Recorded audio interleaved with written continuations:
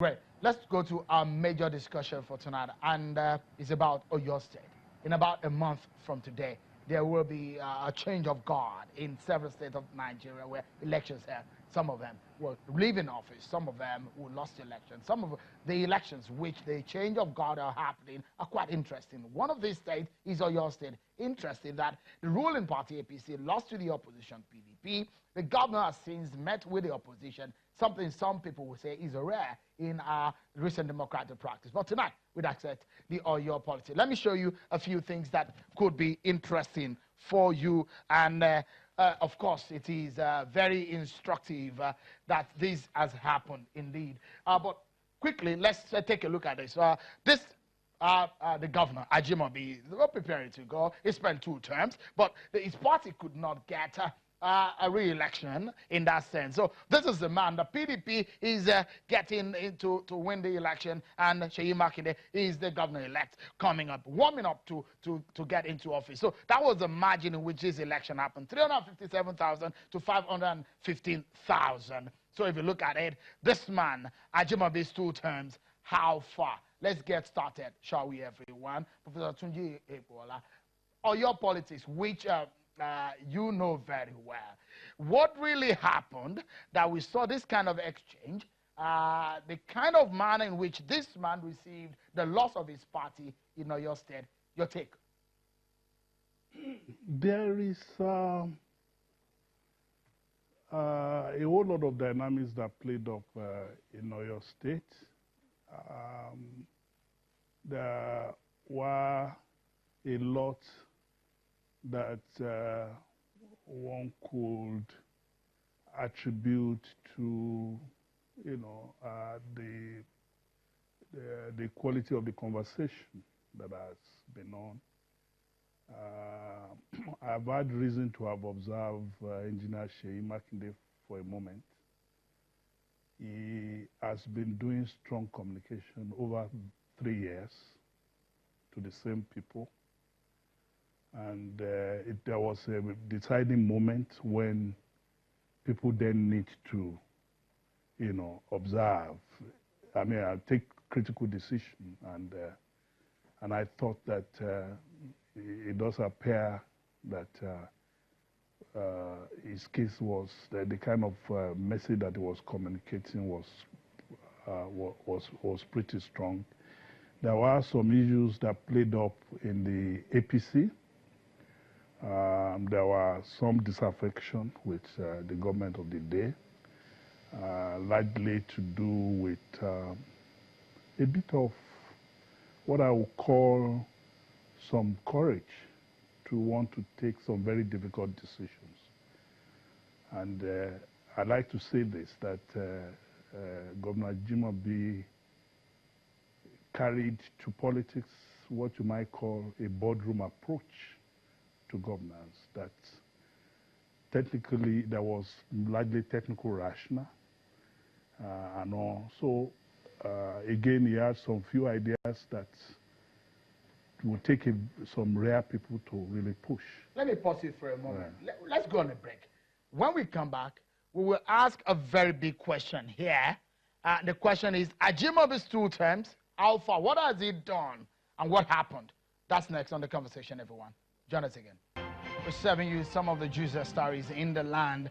Justice Owoto Onokan is found guilty of forced declaration of asset, and the CCT has given his verdict today. But tonight, we're staying on the issues and the aftermath of the elections in Oyo State, where we saw that this man, the governor of Oyo State, will be stepping aside. But the question is, how far?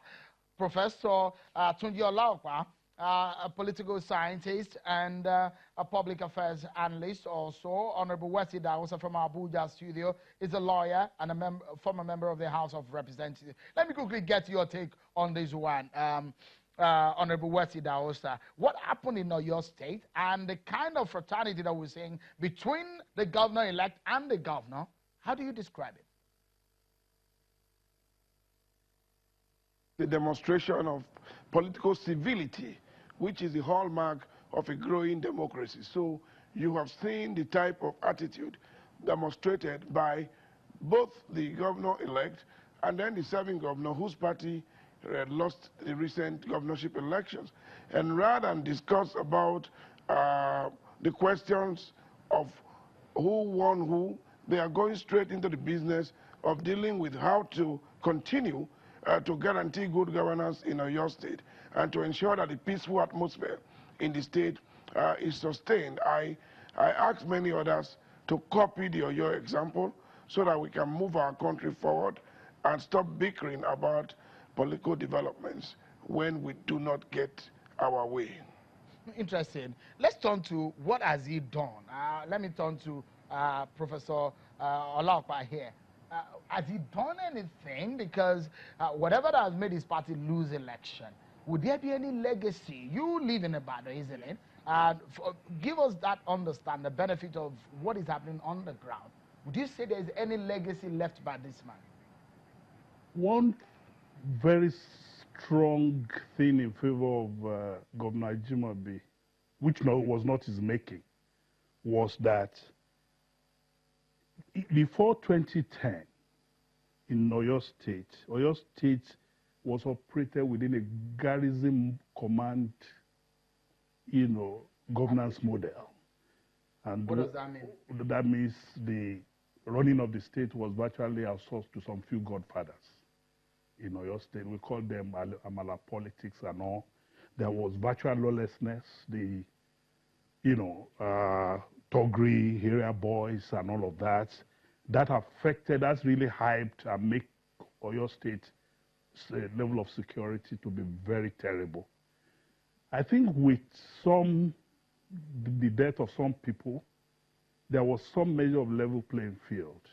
And what I saw happen was that we had a governor who had a corporate background, who is a little cosmopolitan, exposed and all, and so brought a bit of the private sector managerial capability to play. For once, I looked at the books and I discovered that there was a governor that had a blueprint. But in all of these blueprints, you talk about the issues of infrastructure. The big question is the cost of some of these infrastructure. Would you say those are reasonable within the confines of good governance? Yes. Really? Some of the kind of roads you see and some of the kind of projects that have been executed in Oyo State, would you say meets the kind of standard of a city as big as Oyo State? Well, a city that houses Ibadan as probably one of the largest cities. You see, again, you are talking to a public administrator. I've been a permanent secretary, and the first thing I want to ask is what resources are available to them. I'm aware that in Oyo State, 100% of FAC allocation, that is from the federal allocation, goes to payment of salary. So whatever you see happen in the state, for me, Oyo State is virtually bankrupt in development terms. If you compare the resource available to the largest parts of what Oyo State is, for me it's unfair for that level of allocation for a vast, large state. So what you then need to do is that you have very little resources, you then need to be very creative. And what I've seen done is working within a kind of a strategic plan, determining key variables. Prof, yeah. If you, someone who knows Oyo very well, yes, would you say that Ajimobi has, if you mention 1, 2, 3, what would be his legacy? The first legacy that I see, if at all I'm not a government person, is that there's a significant reduction in crime level in Oyo State.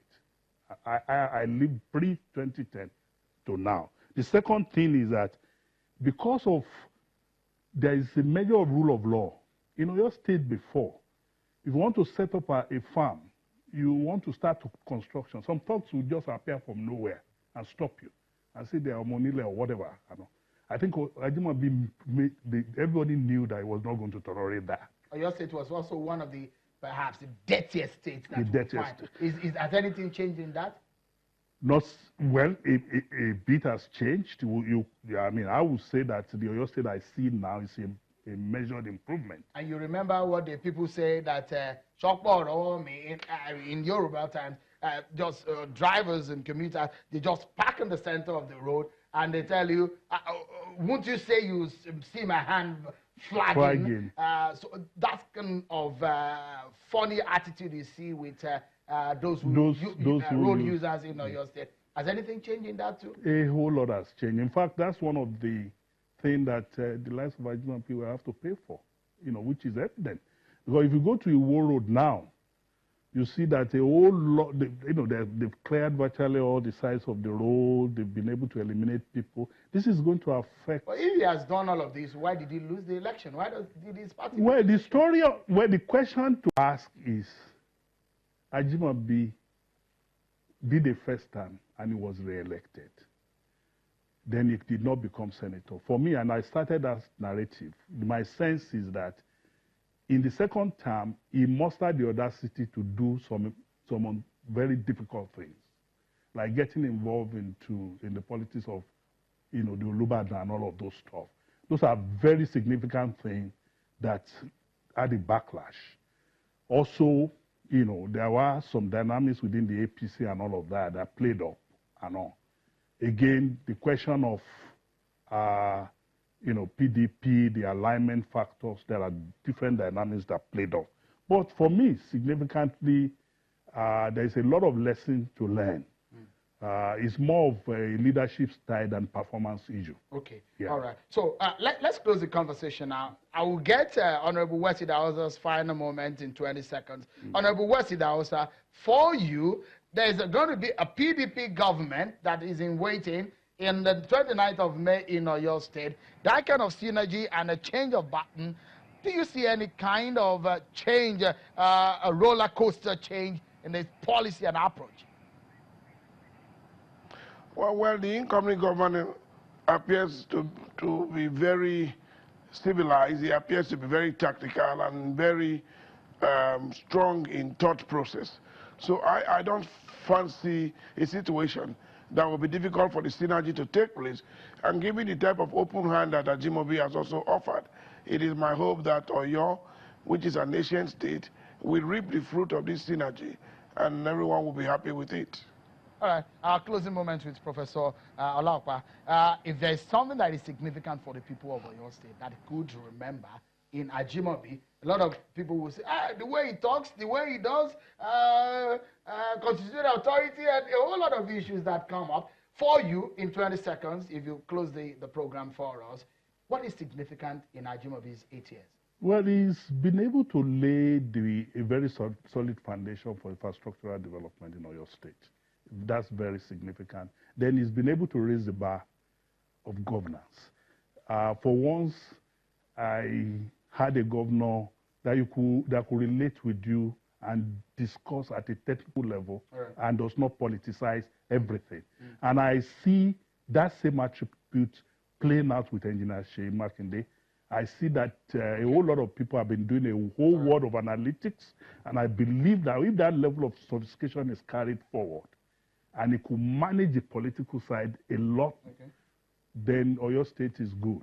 Professor Tunji Olaopa, it's a pleasure. We've tried to find you, to bring you to Lagos, and as soon as we got the opportunity to bring you to Lagos, it's a good one to discuss on your politics. It's such a pleasure. We hope to see more of you. Thank you so much, Thank you. Professor Olaopa, for coming on. Thank you. That's our show for tonight, everyone. Many thanks for watching. I'm Seun Okimaloye. Bye-bye.